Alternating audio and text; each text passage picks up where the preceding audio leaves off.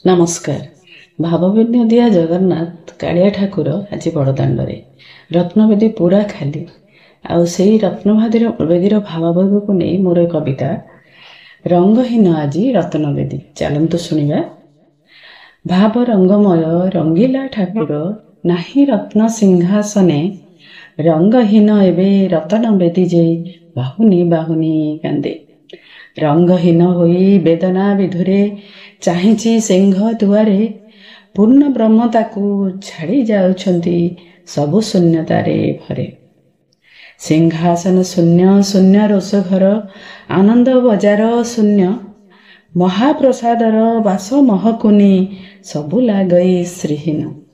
रतन वेदी जे वेदना जड़ित लुह ढल ढल नेत्र कि जर होइला कालिया सुनाकू कान्ह करिदेला पर।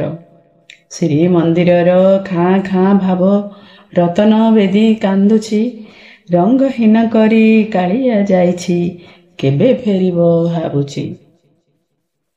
भक्त भावर गुंजन शुभुनी शुभुनी घंटमार्तल रीतिकांति कथा मने पड़ुअछि चक्षु झरे अश्रु जल।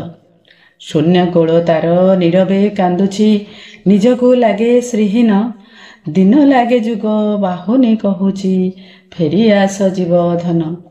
सेवायत जणे बुझाई कुहई शुण हे रतन वेदी सारा बरस तो तुम पाखे जगा एबे अछि जन्म वेदी। काहींकी कांदुछ जानी न कि तुमे भकत बांधव सिए पतित उद्धारे जन्म माटी को जातरा करुछि सिए। कुह रत्नवेदी जन्म माटीर महक की भूली हुए जगत ठाकुर मानव समाजे जीवनर वार्ता दिए। माता गुंडीचांक प्रतिश्रुति कुह केमिति सिए भूलंता पतित उद्धार न कले केमिति मंदिरे बाना उड़ंता।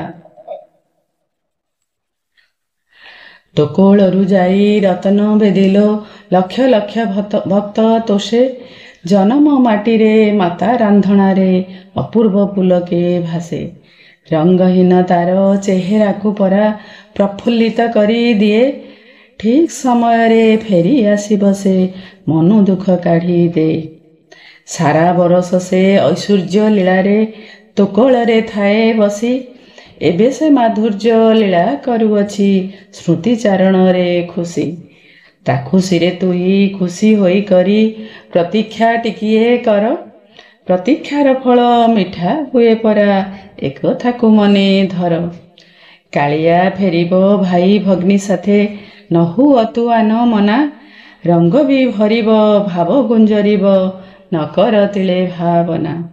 बेढ़ारे सुबिबो भक्तंक डाक महाप्रसाद बा शिव रंग माखी पुणी सज होई था रतन वेदी शिव। रंग माखी पुणी सज होई था रतन वेदी शिव। नमस्कार। जय जगन्नाथ।